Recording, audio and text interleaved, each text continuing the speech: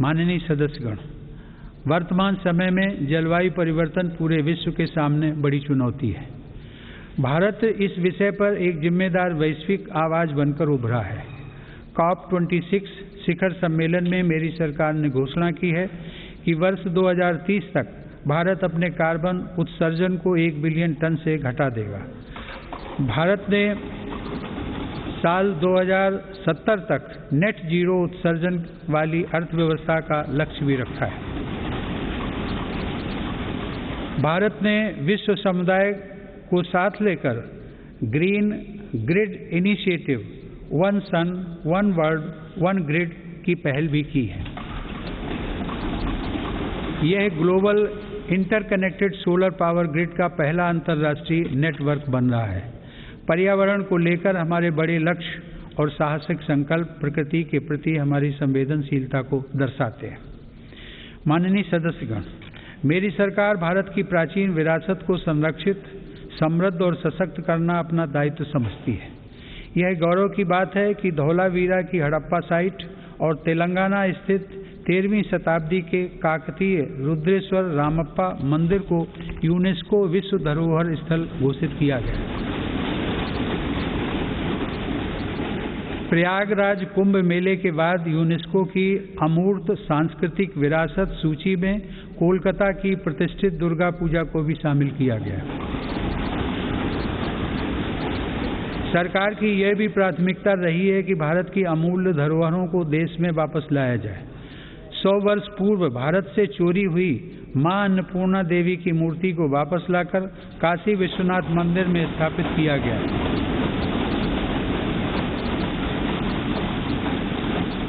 दुनिया के अलग अलग देशों से ऐसी ही कई ऐतिहासिक धरोहरें आज भारत में वापस लाई जा रही हैं। हम सब जानते हैं कि विरासत और पर्यटन का एक दूसरे से गहरा नाता है। इसीलिए आज एक और भारत की आध्यात्मिक विरासत को फिर से जीवंत किया जा रहा है, तो साथ ही तीर्थयात्रियों और पर्यटकों के लिए आधुनिक सुविधाएं और इंफ्रास्ट्रक्चर का विकास भी हो रहा है। मेरी सरकार की स्वदेश दर्शन एवं प्रसाद योजनाएं इसमें बड़ी भूमिका निभा रही हैं। गोवा के 60वें मुक्ति दिवस के अवसर पर फोर्ट अगुआडा जेल परिसर में स्मारक का जीर्णोद्धार करके उसका उद्घाटन किया गया है।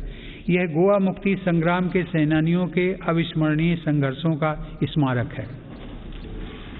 माननीय सदस्यगण, आज़ादी के अमृतकाल में एक भारत श्रेष्ठ भारत के हमारे संकल्प के आधार पर आज लोकतांत्रिक मूल्यों के साथ विकास के नए अध्याय लिखे जा रहे हैं। जो राज्य और क्षेत्र उपेक्षित छूट गए थे, आज देश उनके लिए विशेष प्रयास कर रहा है। जम्मू कश्मीर और लद्दाख क्षेत्र में विकास के नए युग का आरंभ इसका एक बड़ा उदाहरण है। मेरी सरकार ने जम्मू कश्मीर के औद्योगिक विकास के लिए लगभग 28,000 करोड़ रुपए की लागत से नई सेंट्रल सेक्टर स्कीम शुरू की है। पिछले वर्ष काजीगुंड बनिहाल सुरंग को भी यातायात के लिए खोल दिया गया है। श्रीनगर से शारजाह तक की अंतर्राष्ट्रीय उड़ानें भी शुरू हो गई हैं। जम्मू कश्मीर के लोगों को शिक्षा, स्वास्थ्य और रोजगार के बेहतर अवसर प्रदान करने के लिए अनेक महत्वपूर्ण कदम उठाए गए हैं। इस समय वहां 7 मेडिकल कॉलेजों के अलावा 2 एम्स का कार्य प्रगति पर है, जिनमें से एक एम्स जम्मू में और एक कश्मीर में है। IIT जम्मू और IIM जम्मू का निर्माण कार्य भी तेजी से चल रहा है। लद्दाख संघ राज्य क्षेत्र में इंफ्रास्ट्रक्चर और आर्थिक विकास को तेजी से आगे बढ़ाने के लिए सिंधु इंफ्रास्ट्रक्चर डेवलपमेंट कॉरपोरेशन की स्थापना की गई है। लद्दाख की इस विकास यात्रा में एक और उपलब्धि सिंधु सेंट्रल यूनिवर्सिटी के रूप में जुड़ रही है।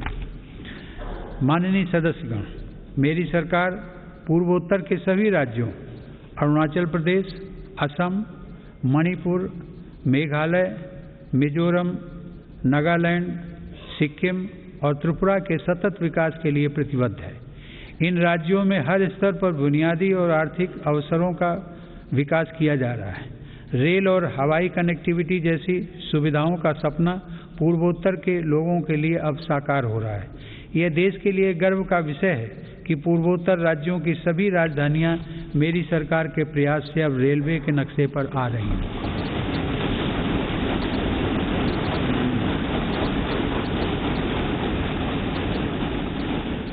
ईटानगर के होलोंगी में एक नए एयरपोर्ट की स्थापना की जा रही है। हाल ही में त्रिपुरा राज्य के महाराजा वीर विक्रम एयरपोर्ट में एक नया और आधुनिक टर्मिनल खोला गया है। पूर्वोत्तर का यह विकास भारत की विकास यात्रा का एक स्वर्णिम अध्याय सिद्ध होगा। कुछ दिन पहले ही 21 जनवरी को मेघालय, मणिपुर और त्रिपुरा की स्थापना के 50 साल पूरे हुए हैं। आज़ादी के 75 साल पूरे होने के साथ इन राज्यों की यात्रा भी हमें विकास के नए संकल्पों के लिए प्रेरित कर रही है।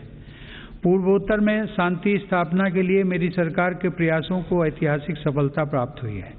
अभी कुछ महीने पहले ही कार्बी आंगलोंग के दशकों पुराने विवाद को समाप्त करने के लिए केंद्र सरकार, असम की राज्य सरकार एवं कार्बी समूह के बीच समझौता हुआ है।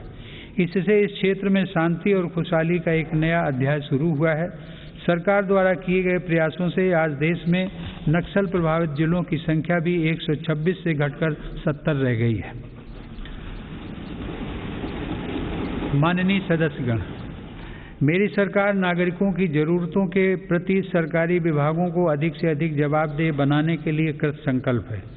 बकाया मामलों में निपटान हेतु तथा स्वच्छता के लिए भारत सरकार के प्रत्येक मंत्रालय में विशेष अभियान चलाया जा रहा है। मिशन कर्मयोगी के अंतर्गत सिविल सर्वेंट्स की क्षमता बढ़ाने के लिए सरकार ने कैपेसिटी बिल्डिंग कमीशन की स्थापना की है। मिशन कर्मयोगी सिविल सर्वेंट्स के कैरियर में भी सहायक होगा और राष्ट्र निर्माण की नई जिम्मेदारियों के लिए उन्हें तैयार भी करेगा। न्याय प्राप्ति को सरल और सुगम बनाने के लिए भी देश में कई महत्वपूर्ण कदम उठाए जा रहे हैं। टेली लॉ प्रोग्राम के माध्यम से मुकदमों से पहले सलाह देने के लिए एक प्लेटफॉर्म का गठन किया गया है।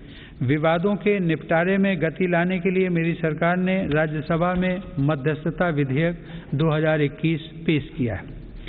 माननीय सदस्यगण, आज देश की उपलब्धियां और सफलताएं देश के सामर्थ्य और संभावनाओं के समान ही असीम हैं। ये उपलब्धियां किसी एक संस्था या प्रतिष्ठान की नहीं हैं, बल्कि देश के कोटि कोटि नागरिकों की हैं। इनमें करोड़ों देशवासियों का श्रम और पसीना लगा है। ये सभी उपलब्धियां हमारे महत्वाकांक्षी लक्ष्यों की लंबी यात्रा में एक तरह से मील का पत्थर है और आगे बढ़ने के लिए हमारी प्रेरणाएं भी हैं। वर्ष 2047 में देश अपनी आज़ादी की शताब्दी पूरी करेगा। उस समय के भव्य, आधुनिक और विकसित भारत के लिए हमें आज कड़ी मेहनत करनी है। हमें अपने परिश्रम को पराकाष्ठा तक लेकर जाना है और यह सुनिश्चित करना है कि अंततः इसके लाभकारी परिणाम निकले। इसमें हम सबकी भागीदारी है और समान भागीदारी है। कोरोना काल में आप सभी सांसदों ने जिस तरह अपनी जिम्मेदारियों का निर्वहन किया और सभी सावधानियों का पालन करते हुए दोनों सदन संचालित हुए, मैं उसके लिए आप सभी की सराहना करता हूँ। आप सभी सांसदगण करोड़ों देशवासियों की आशाओं, आकांक्षाओं के सारथी हैं। इसी भावना के साथ हमें आगे भी काम करते रहना है। मुझे पूरा विश्वास है कि हम सब मिलकर अपने महान भारतवर्ष को गौरव के शिखर तक लेकर जाएंगे। इसी भावना के साथ आप सभी का एक बार फिर से अभिनंदन। आप सभी का बहुत बहुत धन्यवाद। जय हिंद।